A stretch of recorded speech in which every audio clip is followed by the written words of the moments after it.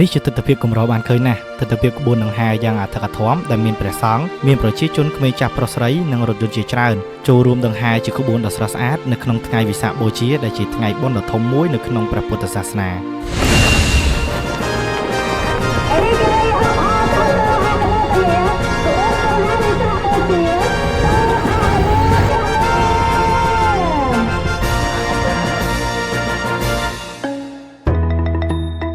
ជំរាបសួរបងប្អូនទាំងអស់គ្នា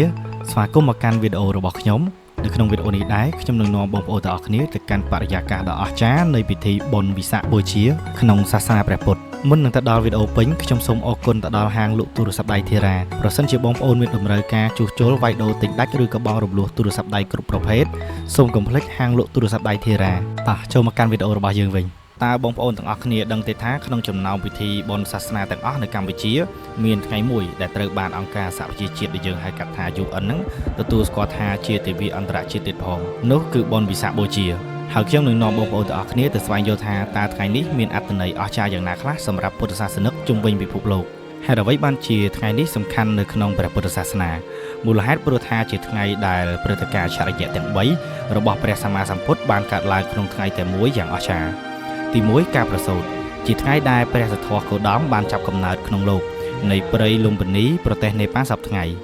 ទី2ការត្រាស់ដឹងបន្ទាប់ពីការតស៊ូស្វែងរកផ្លូវរំលត់ទុក្ខអស់រយៈពេល6ឆ្នាំព្រះអង្គបានសម្រេចនៅសម្មាសម្ពោធិញ្ញាណដែលមានន័យជាភាសាទូទៅថាការត្រាស់ដឹងនៅធម៌វិសេសដោយត្រឹមត្រូវនិងដោយខ្លួនឯងនៅក្រោមដើមពោធិព្រឹក្សទី3ការបរិនិព្វានបន្ទាប់ពីការផ្សព្វផ្សាយព្រះធម៌មេត្តាករុណាអស់រយៈពេល45ឆ្នាំព្រះអង្គក៏បានយាងចូលទៅកាន់បរិនិព្វានក្នុងព្រៃសាលវ័នក្រុងកុសិនារាហើយក្រុងកុសិនារានេះគឺជាឈ្មោះទីក្រុងសពថ្ងៃដែលស្ថិតនៅក្នុងប្រទេសឥណ្ឌាចំណុចពិសេសទោះបីជាព្រឹត្តិការណ៍ទាំង3នេះកើតឡើងខុសឆ្នាំគ្នាក៏ដោយប៉ុន្តែសុទ្ធតែចំថ្ងៃ15កើតខែវិសាខដូចគ្នាទាំងអស់នៅថ្ងៃវិសាខបូជានេះផងដែរពុទ្ធសាសនិកខ្មែរយើងតែងតែទៅវត្តអារាមដើម្បីធ្វើសកម្មភាពល្អៗដូចជាទី1ការដង្ហែក្បួនវិសាខបូជាដែលមានការចូលរួមពីប្រជាពលរដ្ឋជាច្រើនគ្រប់ជាន់ថ្នាក់ដោយមានការដឹកនាំដោយព្រះសង្ឃហើយមានការតុបតែងទង់ជាតិទង់សាសនា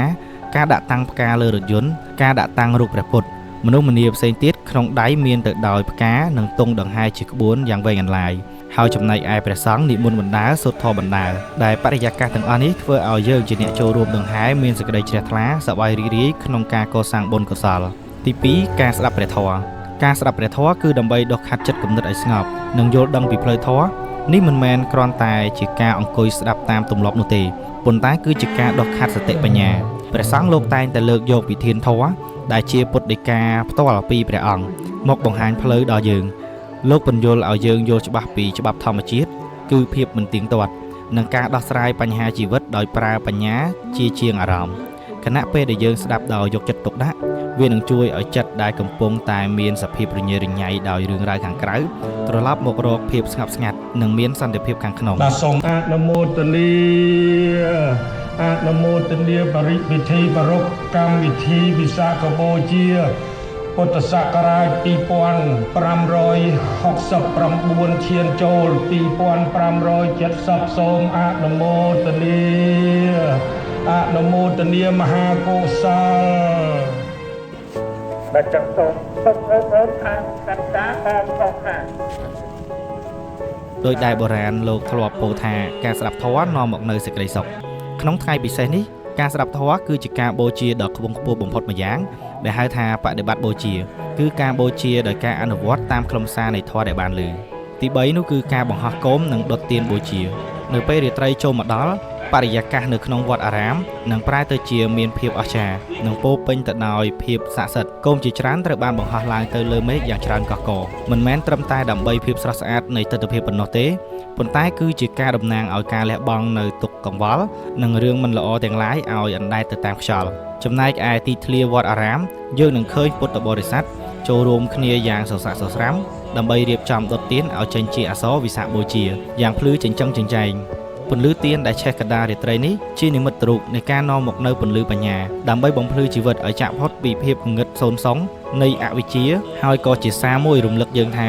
ទោះបីជាជីវិតជួបឧបសគ្គងងឹតសូន្យយ៉ាងណាក៏យើងត្រូវមានពន្លឺធម៌ក្នុងចិត្តដើម្បីនាំផ្លូវជានិច្ចបងប្អូនទាំងអស់គ្នា ការគោរពបូជាថ្ងៃវិសាខបូជាក្នុងព្រះពុទ្ធសាសនាមិនមែនមានតែជនជាតិខ្មែរប៉ុណ្ណោះទេដោយសារតែព្រះពុទ្ធសាសនាបានផ្ដល់នូវសារនៃសន្តិភាពមេត្តាធម៌និងការមិនបៀតបៀនទើបក្នុងឆ្នាំ 1999 អង្គការសហប្រជាជាតិបានប្រកាសជាផ្លូវការទទួលស្គាល់បុណ្យវិសាខបូជាជាបុណ្យអន្តរជាតិ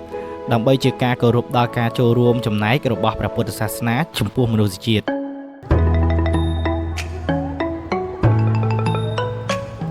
ការប្រារព្ធពិធីបុណ្យវិសាខបូជាមិនមែនត្រឹមតែជាការធ្វើតាមទំនៀមទម្លាប់ប៉ុណ្ណោះទេប៉ុន្តែគឺជាការក្រើនរំលឹកខ្លួនឯងឲ្យដើរតាមផ្លូវល្អ